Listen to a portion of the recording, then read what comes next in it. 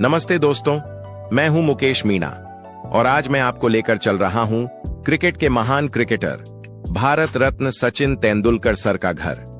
दोस्तों, यह घर मुंबई के बांद्रा इलाके में स्थित है और इसे देखने हर कोई फैन उत्साहित हो जाता है। अभी की खास बात यह है कि सचिन सर अपने घर का नया इंटीरियर वर्क करवा रहे हैं, यानी उनका घर और भी मॉडर्न और शानदार बन रहा है। वाकई दोस्तों, क्रिकेट के भगवान कहे जाने वाले सचिन सर का घर भी उनकी तरह ही कमाल का है। तो इस वीडियो को अंत तक जरूर देखें और अगर आप नए हैं तो मेरे YouTube चैनल को सब्सक्राइब करना ना भूलें।